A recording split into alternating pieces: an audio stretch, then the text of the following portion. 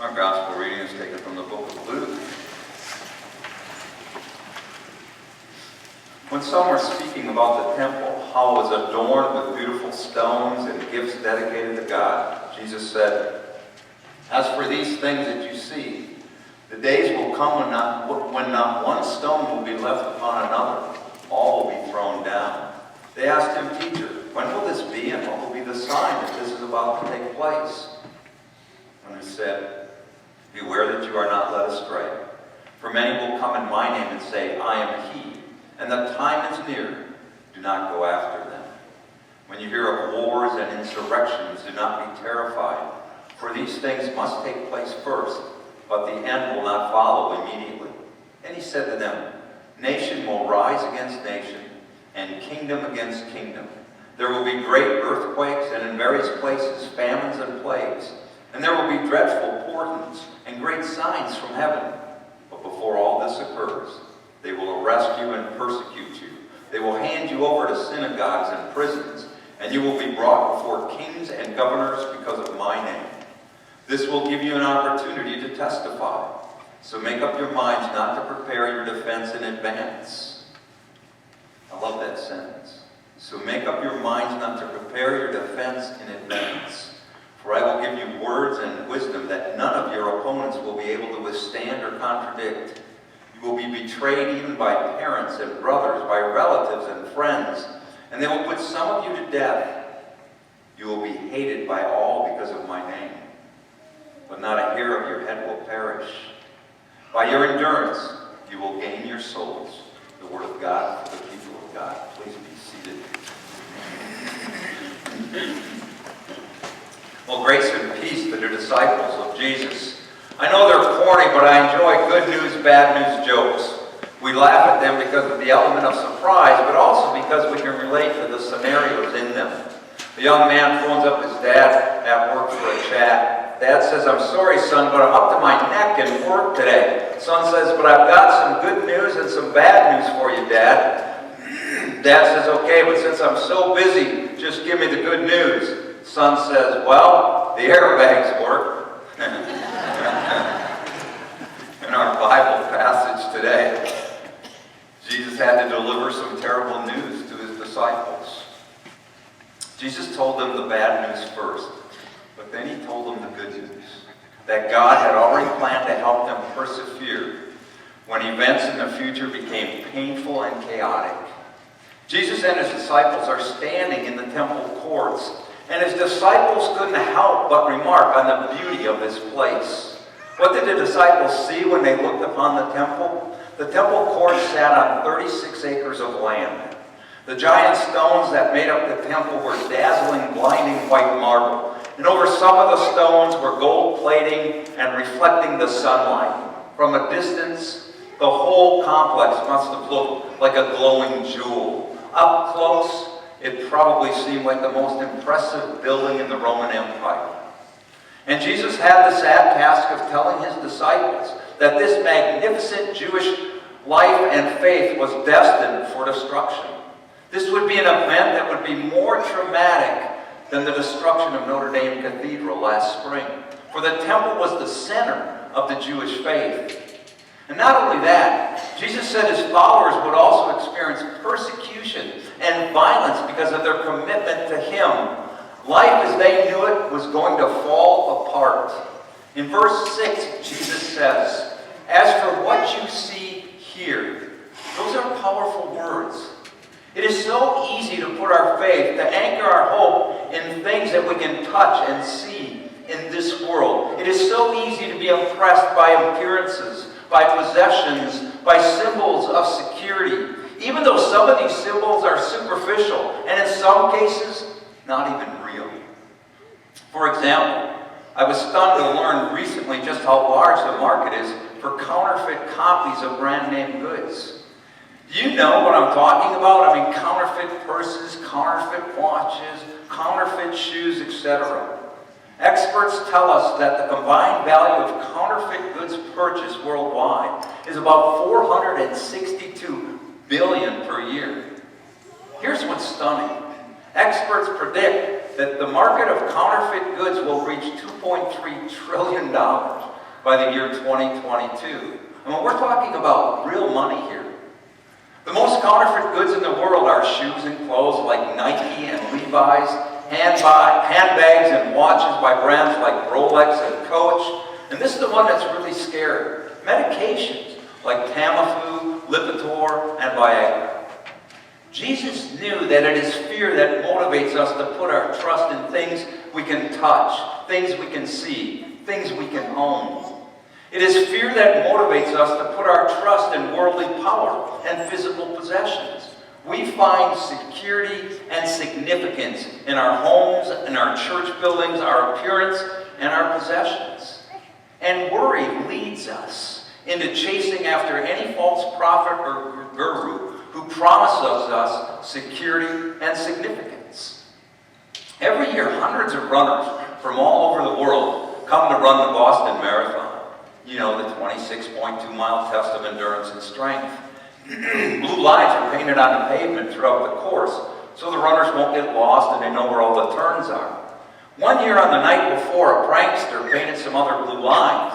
He painted blue lines where if they would have followed those, they would have went into a dead-end alley.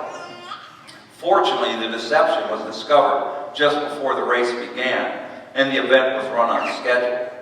Just like runners following the wrong path to the finish line, Jesus knew that some of his followers could stray away from their faith under the pressure of persecution and suffering.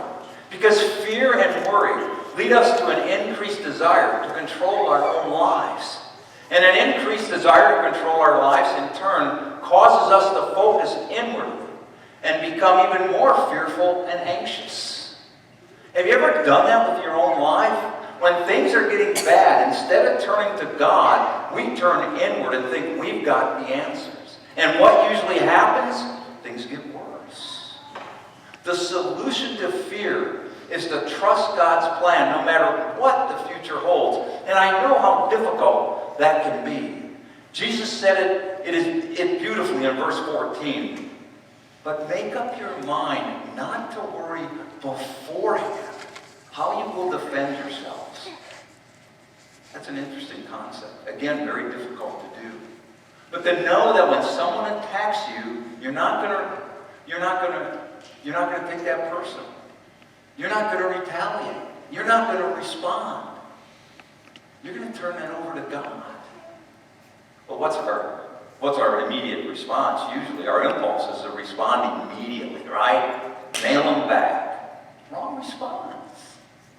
Let them say what they're going to say. Vernon Jordan is a lawyer and a civil rights activist and former national director of the Urban League. In May of 1980, a man named Joseph Paul Franklin tried to assassinate Jordan. Afterwards, in his hospital bed, Jordan told his pastor, he said, "You know, while I was laying here in the dark, my life passed before my very eyes. And one message kept coming back to him as he looked over his whole life. It was the message that his mother put at the end of every letter that she ever wrote him. She said, 'Remember, son, if you trust God, he will take care of you.' And as he lay there in the dark, Jordan found great comfort in those words. Remember, son, if you just trust God, he will take care of you." From the beginning of Jesus' ministry, he cast visions of a heavenly kingdom in which all people from all nations would find identity and security. The people of Jesus' time took their identity and security from a magnificent temple. Jesus took his teachings outside the temple, into the streets, into the fields where the average Joes were just getting by. He took his message to the lepers and to the women, to the Samaritans and to the tax collectors. In the book of John, chapter 4, he shared a secret with a despised Samaritan woman sitting at a well. He told her that worship is no longer confined to the temple. He told her that a time is coming. In fact, he says it has now come when the true worshipers will worship the Father in spirit and in truth. For they are the kind of worshipers the Father seeks. In our lesson for today, Jesus reminds us that all earthly things that we put our trust in will one day be destroyed.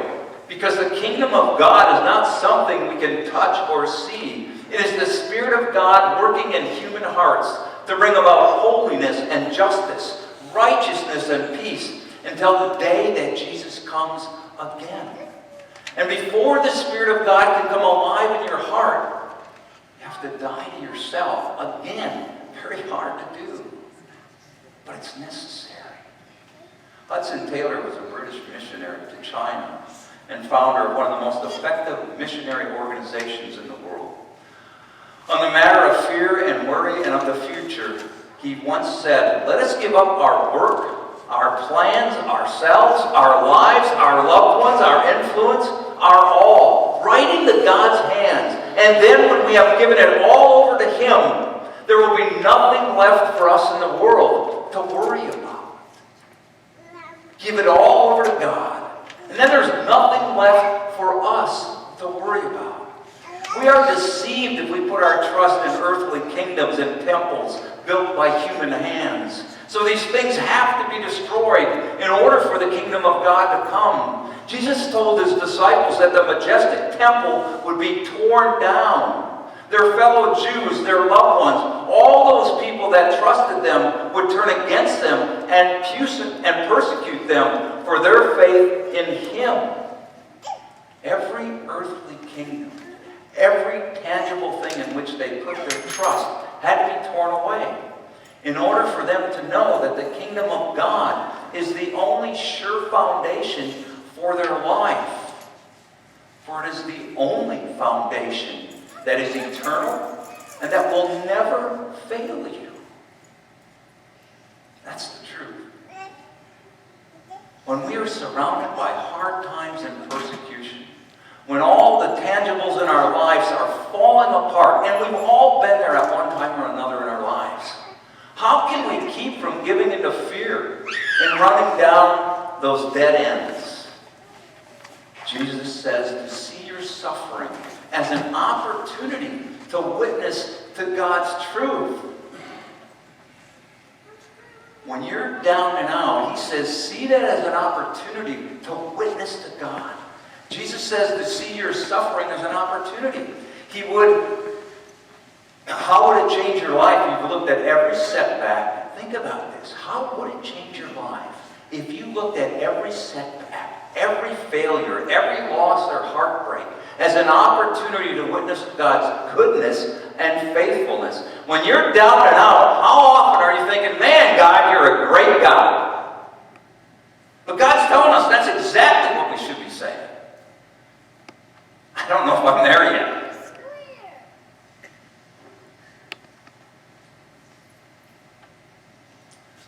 A wonderful story. There's a pastor, Jeffrey Dillinger, tells about a Christian man in India named Raul. Now, Raul was out preaching in the village, sharing the message of Jesus Christ. Some local men attacked him, beating him badly and left him laying in the road. One man finally showed mercy on him and helped him get to safety. The next week, and the next week, and the next week, Raul returned to the same village and stood out on that road and preached the message of Jesus Christ. His wounds were still healing. His attackers were still close by. But he continued in his message of preaching the good news of God's kingdom. Because of his faithfulness, one of the people that attacked Raul finally gave their life to Jesus Christ weeks later. Jesus promises in the Bible passage that God has already prepared to defend those who believe in Him. He will give them the words to share with faith and conviction. He says, not a hair on your heads will perish. And if they stand firm, they will win their lives. It's a promise from an eternal and faithful God. And we can bet our whole lives on it without fear, without failure, and without regret. Jesus says to us in Matthew 28, lo, I am with you always until the end of time.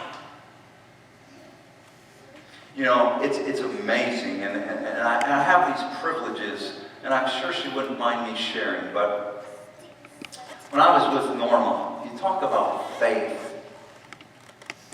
She's 92 years old. But she understands this message. She's faithful. She says, Pastor, I don't want you to feel bad if I don't come out of this. I'm ready. I know my Lord and Savior loves me. That's what it works. She put her faith and hope in Him. And thank God it turned out good. But I knew in my heart if it went bad, she was okay. That's powerful.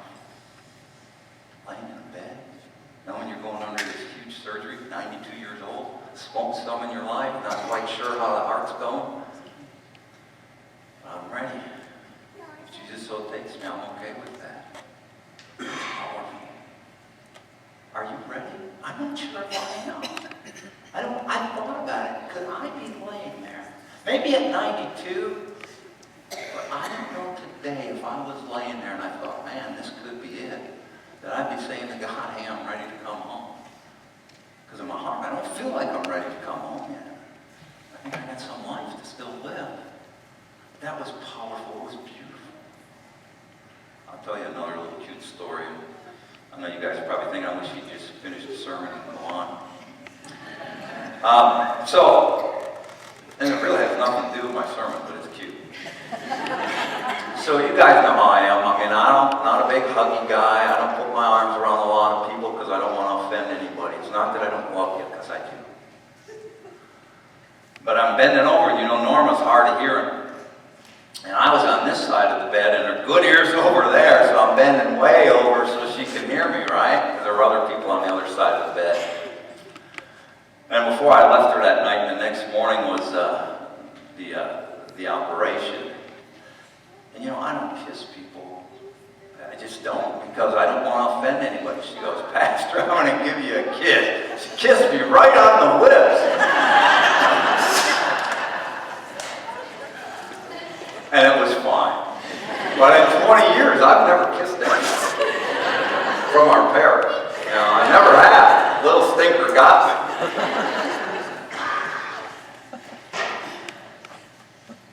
But I'm glad she loves me enough and I love her enough that she would kiss me.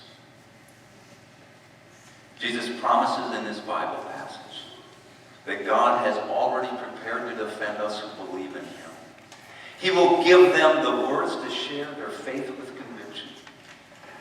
He says, if you just trust in me, trust in the good news, the greatest good news imaginable, that we really are not in control of our lives and our destinies, but a loving God is in control, and every good thing in our life that we have, He's in control of it, and we just need to trust Him.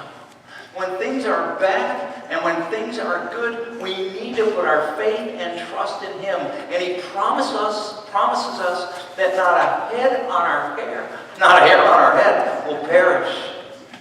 It's a promise from an eternal and faithful God. And the good news is, if there's one thing we want to bet on, that's it.